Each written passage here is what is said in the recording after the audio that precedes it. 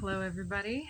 I am just trying to live my best life over here and run some videos for you all, but it's so funny. I've got to tell you where I always come into the readings at, and I don't. Let me back up. The last few years, I have been largely absent from social media for a number of reasons. Number one, because of just the whole big cesspool that it becomes of people's opinions and policing each other and all that garbage. And so, anyways, I like to be intentional with the media that I consume and the personalities and so on. And, anyways, I. I've noticed that now that over the past few weeks I kind of jumped back on and started putting out some of my personal stuff on Facebook and different platforms, YouTube. I've noticed that, here I am. And I know Facebook is supposedly for old people, but some of us here are getting to be that silver in our hair group, are we not? I see the algorithms, I know. And anyways, I'm out there just, living my best life and just ruining people's days. Like, I'm not trying to take anything from anyone, but then the assumptions and everybody wants to come for somebody over something. It's like, are you truly that upset with all that you have to deal with in your life that you just have nothing good to say? Maybe that's also a representation of a lesson that I'm facing up against, but it's just like, I have individuals that I can't say anything right. They're going to come for me no matter what because they've already decided what I think and what I believe, because they either want to argue or be seen as above or whatever, expose me, censor me, or so on, or feel censored themselves. And it's like, can't we just all get along?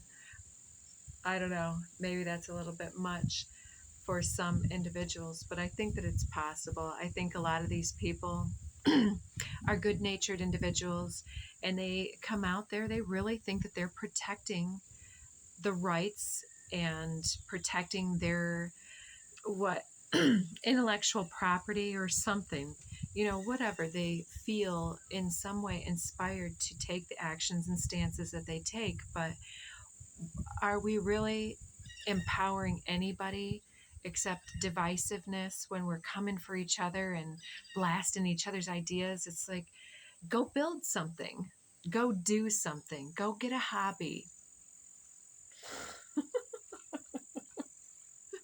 Conception of empowerment. Yeah, if you believe you're powerful, you are not going to waste one little bit of your time going out there and proving that you're powerful to other people. All you have to do is just open your mouth, and all of the disempowered are like, hey, you're taking my power away. Don't be one of those. Unless that gives you some type of joy. All right, guys, let's get into your message today. I do believe that all pre-messages are part of the message. So in that vein, let's go ahead and just get a couple of code cards here to support, and then we'll get some Tao Te Ching messages on this as well. Let's go with that. 2 and 3. There we go. Dynamic. That popped out when I was shuffling, when I was giggling to myself. Part of me is like, do I enjoy drama? I mean, not drama, but maybe a little bit. I think that people sometimes, that it kind of sparks us up, and it's like when we see somebody else kind of show themselves, I think that there's a part of our being, maybe parts of the ego, part of the inner child, that's kind of like, we really crave to see different levels of emotional intensity, within safe boundaries, generally speaking, right? I think you guys know where I'm going with this. It's like, there's a way that some people can say something and always sound like Eeyore, like woe is me, I just got up and the world sucks, and I lost my dog, lost my truck, my ex left me with my pet parrot, and you know all this stuff, like the sad country song. And then there's other individuals that come out there, and when they speak, they're just doing it. It's a direct line to their spirit, and that spirit comes through whatever thought, whatever feeling that they are broadcasting.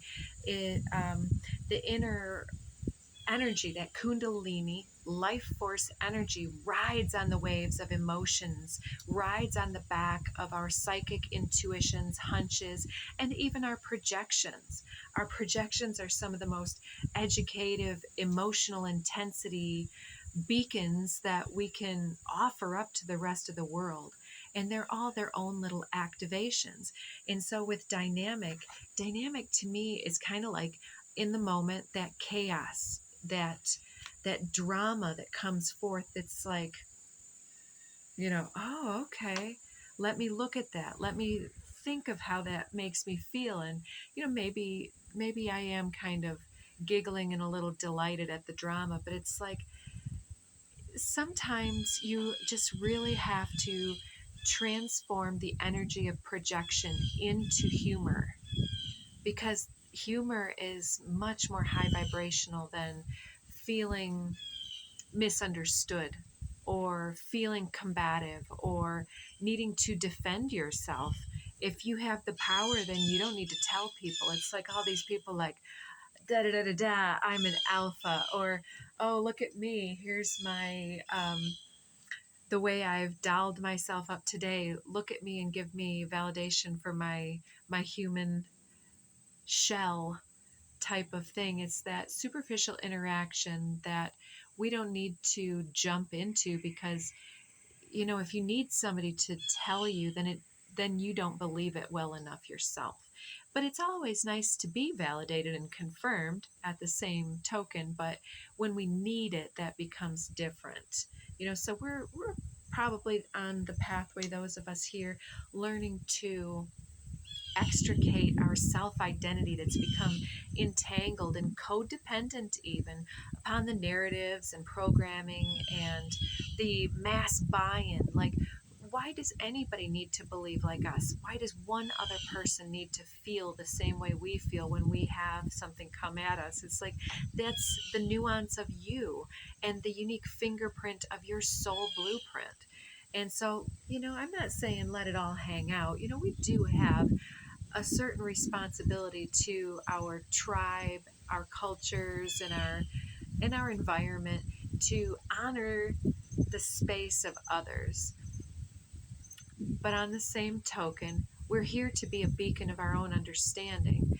And through that, being a voice of whatever reasoning we've come up with, however faulty another may believe that to be, that helps us all to be like that gemstone tumbler. You put a bunch of sandpaper or like sand, different heavy coarse grit down to the finest grit to really polish the sides of the gemstone. So if you've seen like a rough cut gem, it would look more like the outside of this shell, although this isn't a gemstone. So it looks rough, it looks like a real rock. And then when you polish it, it becomes more and more intricately designed, more and more polished and shiny, the smoother edges.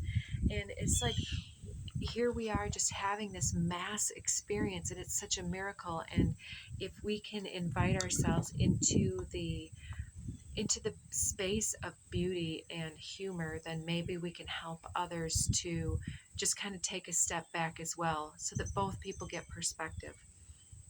Throat chakra, oh my goodness.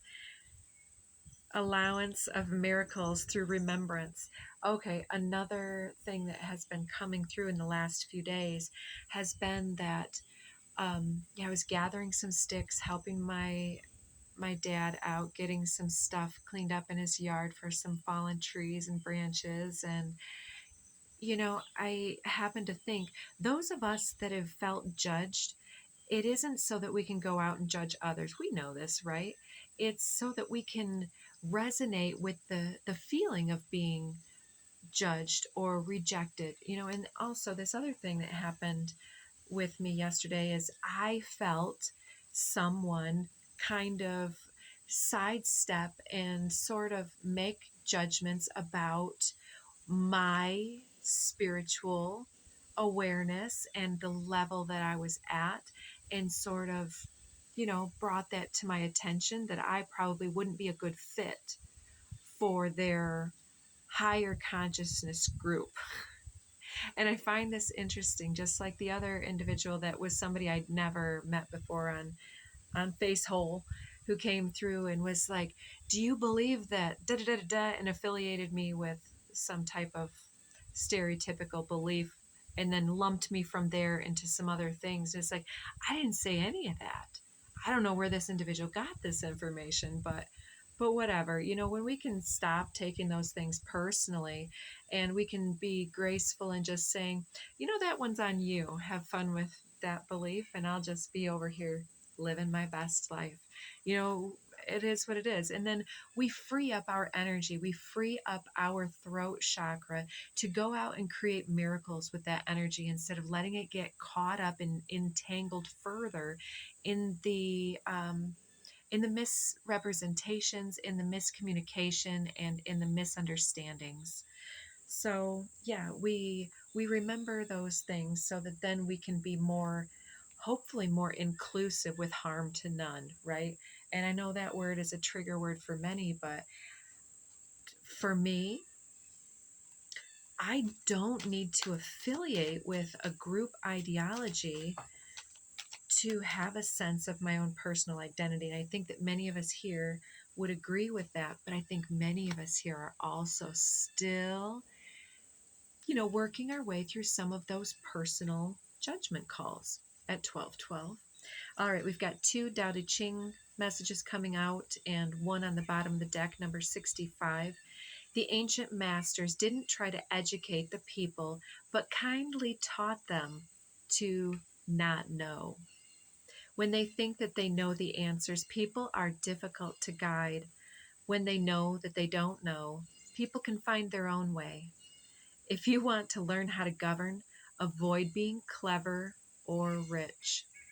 The simplest pattern is the clearest. Content with an ordinary life, you can show all people the way back to their own true nature. Indeed. Let's see what came out here. Oh, okay. I love the inversions. So 65 and 56. This is great. 56. Those who know don't talk. Those who talk don't know. Close your mouth, block off your senses, blunt your sharpness, untie your knots, soften your glare, settle your dust. This is the primal identity. Be like the Tao. It can't be approached or withdrawn from, benefited or harmed, honored or brought into disgrace. It gives itself up continually. That is why it endures. And number 49. The master has no mind of her own. She works with the mind of the people. She's good to the people who are good. She's also good to the people who aren't good. This is true goodness. She trusts people who are trustworthy. She also trusts people who aren't trustworthy. This is true trust. The master's mind is like space. People don't understand her. They look to her and wait. She treats them like her own children. I think that's so great. Okay, so in the previous message, the Daily Dharma today, we had something about water is like goodness because of its humble nature and its ability to fill in the low spots, you know. And so instead of destroying somebody like they are inviting us to an argument or drama, right, then we can just take that step back and allow space to be between us instead of like pushing each other's energy around or throwing energy daggers at each other. um, Obviously metaphorical, but there you have it. Words have very intense implications for ourselves and for others. And so we need to use our voice with integrity. So, yeah, allowing the miracles to speak through us is kind of part of the process of softening our glare to others. It's like, how dare you? Well, actually, I get how you dare. I get it. And since I can get it, it doesn't belong to me. That sits with you. And I'm just going to, as I said, be over here. And I think that's the practice that's unlocking the next layer for us. And I'll also remind anyone the 65 and the 56, those reduced to an 11. So that's 1111, which for me is more than like the twin flame journey. For me, that is talking about um, a self sovereignty activation. It's the connection and integration of our inner polarity, our own dichotomy between when we swing between, you know, doing and being, or choice and potential, all of these things. It's like when we can allow ourselves to be smooth like the gemstone, you know, the what did it say in here? Soften the glare again, settle the dust. It's like the sandpaper in with the stones. You know, we are the gemstones, and our facets are being honed by our experiences, and we help others through our process. I'm not sure I want this deck. Actually, I picked it up and I heard no. Where are we going then? Let's go. All right. The mind says no, but the spirit calls me to the astrological deck. It's not one I use a lot, but it's been coming out a little recently. This is the timing right now. We're just in the orb of the lunar eclipse. It's coming in, I believe, depending on where you're at, by Tuesday evening. So you should start seeing some beautiful lunar glow if you get a cloudless night where you're at, if you're watching this in time. Let's see what wants to come out. What wants to come out? There we go. Conjunction, alliance. So yeah, that's working together with other things, or, you know, two bodies occupying a similar space in a similar time. When in astrology two astrological bodies come together, there's that compound energy, and that's what dynamic is. It's like it's the grit of different opposing apparent ideologies, different sides of one gemstone fighting um, for relevance. It's like, you know, on one side of the gem, they're looking this direction, the other side of the gem's looking this direction, but they're parts of one vessel. That's, you know, the essence behind that is like they can hold their own separate energies, but being in the same place and time is part of the magic. Solar flares activate. So there is a lot of solar energy all of this year. We've had a lot of different energy coming through. If you want to follow somebody on the anomalies happening with the sun, I have followed Stephen Burns. I like his material. It's not something I really follow, but what I get out of this card is that it's the various energy codes coming through the light of the sun, which is, you know, the warmth. It's sort of our nested frequency. It's the source of life here in great measure. And so, without getting too much into various theories and belief structures, some people can even talk about that being sort of the face of God.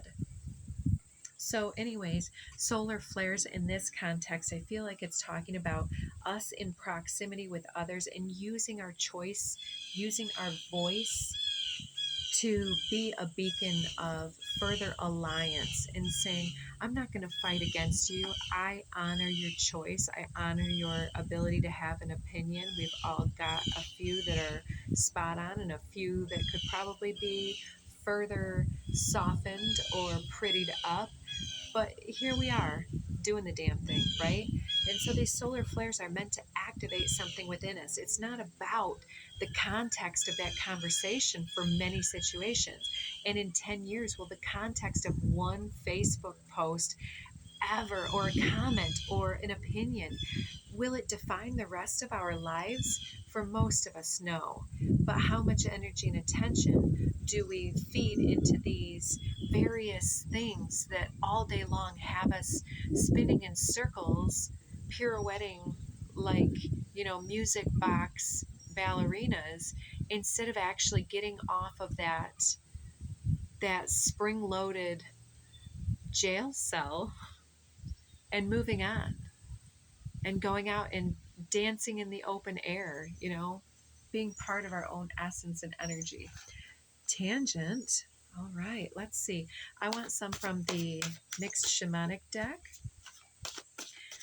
I hope that you guys are all having a fantastic lunar eclipse portal, or whenever you tune into this, whatever portal you feel like you're making your way through.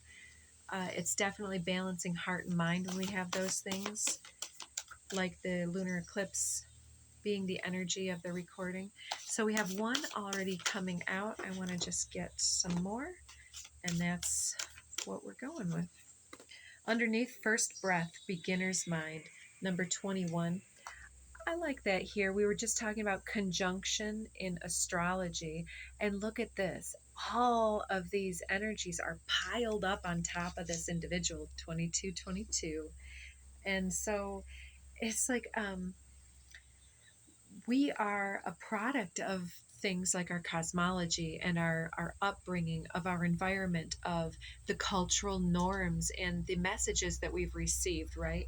And so whether it's temporary, like the movements around the sun right now, we can look at how those energies are coming together, and we can also look at our own personal charts and look at how those energies are moving and shaping, and how our own opinions and perspectives will evolve over time. And I think that we're starting to get a fresh perspective about something in this regard, whether it's about an actual astrological thing, or whether we're doing this as a metaphor for somebody having all these balls in the air, or all of these synapses firing like mad in the head, trying to be the friction of those sand granules going on in the heart and in the mind, honing our ability to perceive and to co-create here. And it's like we're starting to simplify, we're starting to put things back into perspective here, and we're unlearning, we're unprogramming, we're really simplifying down some of those things, like Russian nesting dolls. It's like we are a product of all that comes before and all that we aspire to be in the future. So let's see what came out here. So Stars in the Sky, Limitless Possibility, number 51 was the first one out. So that's what we're being taught, is like we're each, I think I cannot do it justice. What did I title the previous one? Something about the Great Mother, which came up as the Tao in the previous reading, has planted all of us as these seeds of consciousness that are here to really pull back the veil and to assist in overcoming duality, not to jump into the waters of duality and keep the infighting going alive and well, and to sustain that. We're not meant to do things the same way as we've done in the past, but to sing our own soul harmonics. And look at this. I just looked down and I saw this alliance and the stars in the sky possibilities 51.